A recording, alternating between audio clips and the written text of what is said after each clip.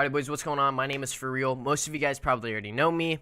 Today's video is a little bit different. I've been having a lot of people in my chat recently ask me, they're like, hey Foreal, what kind of tips would you have for a new streamer to start growing and things like that? By no means am I a big streamer, by no means am I super successful, but I've been on the platform for around 5 years now and streaming around 2 years consistently, so I think I have some pretty good input for people. Most of the time when someone comes in my chat, they always ask me, they're like, hey Foreal, you have any tips for me getting affiliate? Or hey Foreal, do you have any tips for me starting to average more viewers and things like that? And 9 times out of 10, I'll tell them, just stream. It seems pretty broad and it seems like it, doesn't really make sense. But in reality, it is true. As much as someone can tell you how to be a big streamer, or as much as someone can just feed you with all these tips, you're never really gonna learn unless you've had the experience. I've been streaming on Twitch for 2 years now, and I'm still learning new things, and I'm still adapting to new content. I'm still adapting to changes in Twitch and things like that. Once you start streaming for a certain amount of time, you'll start to realize what categories do best for you. You'll start to learn how to interact with your chat and how to actually, keep everybody in the chat and keep talking and carrying on conversations and things like that. When I first started streaming, I was not good at talking to my chat. I was stuttering a lot, and don't get me wrong, I still stutter when I talk to my chat. It just happens. But when I first started streaming, I was really I wasn't very good at carrying conversations and also focusing on the game and doing 2 things at once. But over time, you start to learn and you start to get better at multitasking and playing the game, but also being able to read your chat. Still, every once in a while, I miss a few messages in my chat, but I always try to talk as much as I can, because my #1 tip and a lot of other streamers' #1 tips are going to be, make sure you're interacting with your chat. You're live on Twitch. This isn't a YouTube video. People don't want to just watch, like a VOD basically. You want to be interacting with them, and you want to talk to them. You want to have conversation. And there's multiple different ways to interact with your chat. It's not just talking to your chat. You can do song requests. You can watch people's videos. You can have interactive lights, for example. My lights are all interactive. So if you're a subscriber to my channel, you can change my light color. I also make custom commands for a lot of my viewers. So a lot of my close viewers, I have a custom sound command and light reaction command. So when they come in the stream, they'll do, for example, !Foreal or !Jaylee, and the lights will react with their custom sound command and the light color of their choice. So that's something I do to interact with my viewers. Obviously, once I start averaging more viewers, that might not work as well, considering there'll be like spam and things like that. But there's multiple different ways to interact with your viewers. It's not just talking, but that is a very important part, is you definitely want to talk to your viewers and get to know everyone. And a lot of new streamers will give you the excuse, they're like, well, for real, how am I going to talk to my chat if there's nobody in my chat? And I have a tip for that as well. One of the main things that I do is when I get on stream, my chat is obviously not as active as I would like it to be, because I just started the stream. However, I still have a couple people in there. But one of the main things I like to do when I start my stream to kind of get rid of that awkward dead air, you just went live, you're not sure what to talk about, you haven't really felt everything out yet. The main thing I like to do is either tell a story, kind of tell a story of what happened that day. Obviously, you're not always going to have a story to say. You're not always going to have a situation to talk about right at the start of your stream. But I always try to come up with something. I mean, some tips I could tell you is you don't have to go as far as to write them down. But if you ever think of something funny to talk about on stream, by all means, if you want to write it down on a sticky note and put it on your desk, that is a good way to start getting people to talk in your chat. One thing that really worked for me is when I had more viewers in my chat and I started to see a lot new faces and a lot new names in my chat, I really tried to get to know them. I wanted to get to know what kind of games they played in the past. I wanted to kind of get to know what music they enjoyed and things like that. If you're struggling to pull those viewers, if that made no sense to you because you haven't quite got those viewers yet to interact with, one of the things that helped me when starting streaming is I had already had a Twitter following, so I was pretty lucky. But I told a lot of my IRL friends that, I'm streaming on Twitch now, and they would come support me, they would come talk in my chat, and that gave me the initial viewership boost, and, I was able to be found in categories more. I was already talking to them and interacting, so when someone would pop in, they would pop into one of our conversations. But yeah, that's one of the main things. Share your stream with friends and family, so they could watch your stream, they could share your stream with your friends, and that'll give you your initial 3 viewers, which could get you affiliate. I mean, not all the time are you going to have 3 concurrent viewers, but it's definitely a good boost to start, and that's what really helped me. I was super fortunate to have a Twitter following because I've been doing this for long. I used to do YouTube back in the day. I had a decent social media influence, so when I started my stream, I was able to get affiliate quickly. Another way to do it is make sure you're promoting that you're going live on Twitter, Instagram, or any other social media platforms you have. If you don't have a lot of following on those platforms, it still doesn't hurt to try. You can still post on Twitter that you're live. You can still post on Instagram that you're live. It's definitely a good way to just let everyone know that like you are live. One of the main things that also helped for me was having a Discord. It's just a great way for everyone to communicate with each other. Once you start averaging viewers and you start getting a lot more people in your community, you want those people to talk and make friends.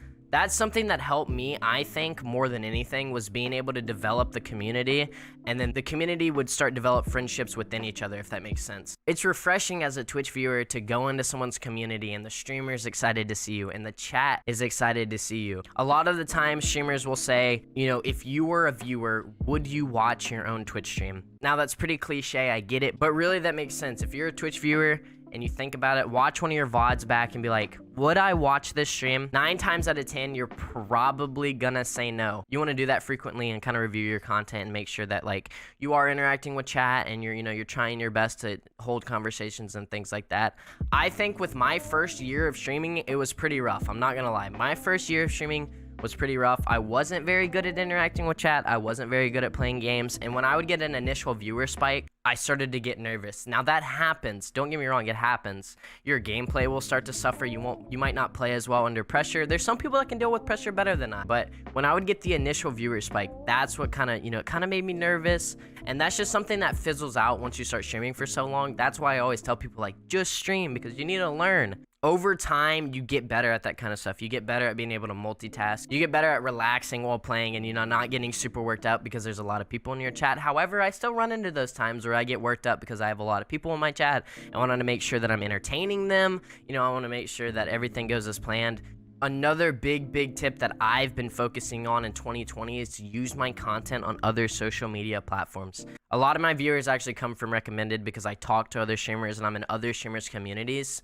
So once those viewers start to know each other, your stream might pop up in a recommended channel to a viewer. But one big tip to make sure that you're having more people come in is using your content on other social media platforms. Again, Twitch doesn't have the best discoverability, so using your content on Instagram, Twitter, TikTok. TikTok is a really good one that I want to focus on soon, but TikTok is really awesome. And YouTube. I've been posting weekly YouTube videos now, and not necessarily do people always come in my stream and say, hey, Foreal, I'm from your YouTube channel. I really like your videos. It doesn't happen very often, but I know investing my time and investing my money into YouTube content that at some point it's just gonna pay off.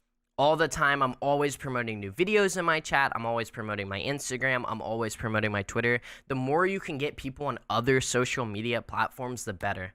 A lot of streamers will tell you to pick a small category when starting your stream. However, I didn't do that. I started streaming Fortnite, which seems very odd. That's a huge category. And when I was streaming, it was giant. It was always had over like 500,000 viewers. Like that was when Fortnite was popping and I was still able to grow. But if you have a small game that is semi-popular that you can grow in. A lot of my actual followers have come from Minecraft because I do a lot of sub-only Minecraft servers in my stream. Most people don't really realize it, but since Minecraft is a relatively smaller game on Twitch, that's where a lot of my viewers and a lot of my followers came from. It's a good idea to pick a small category so that you can get noticed better. When you're streaming something like Fortnite or Valorant right now, there's tons of other streamers streaming, so people are gonna have to scroll to land on your page, and the odds do not cut out that way. The odds are not in your favor that someone's just gonna scroll,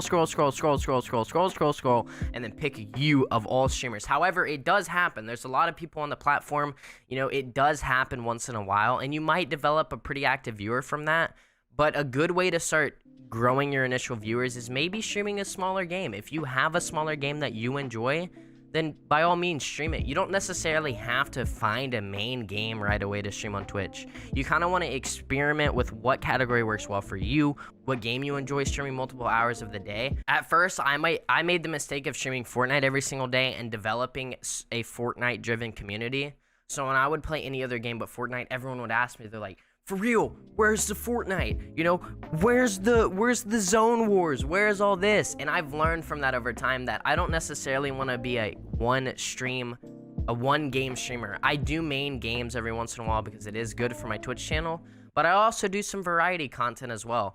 For a long time, I would always play a main game for the first 2.5 hours of the stream, and then the second 2.5 hours of the stream, I would play, a smaller category or a game I was interested in at the time, and that second game would always change. I would do a lot of stuff as my second game to use an opportunity to grow in smaller categories and maybe get some more followers and maybe get some more active viewers and things like that, because Fortnite is a hard category to grow on. There's lots of people there, so a smaller creator trying to grow in a super saturated platform is just insanely unlikely. Clearly, if you're interested in doing this, it's a passion thing. If you're passionate about being a content creator, it shows. If you're doing this for just money and fame and things like that, you're not gonna last. Obviously, a lot of these tips were oriented in making this a career and really trying to average viewers and things like that. But for the most part, if you're genuinely interested in streaming and gaming in general, you don't always have to take things too serious, especially when you're just starting out. Have fun, have a good time. There will be a point in time when your stream will start to grow where you need to take things more serious, but I still love what I do. I have so much fun doing it. Every once in a while, I stress about it because I have the passion to be a big streamer and I really want to nail this, and this is something I obviously want to do with my life, considering I've been doing it for so long. But if you're just doing this for fun, keep doing it for fun. You don't want to make streaming a job because it's a hobby thing. You don't always have to be streaming. Some people have to balance a full-time job or balance their schoolwork and things like that. And you never want to dread stream, obviously. You never want to come on stream and not want to do it. You know what I mean? It's something that you should keep your hobby. Obviously, staying super consistent on Twitch is amazing for your growth, and staying super consistent on other social media platforms is awesome for your growth. If you're getting at a point in time where Twitch is starting to feel like a job, then take some time off and start to have fun with it again, because by no means do you have to be the biggest streamer on the platform. I know plenty of small streamers like myself who still have so much fun streaming and having such a good time, just playing and having to talk to people in your chat and things like that, but also be growing and also be staying super consistent. There have been some times in my stream where I started to not like streaming as much. I started to get demotivated.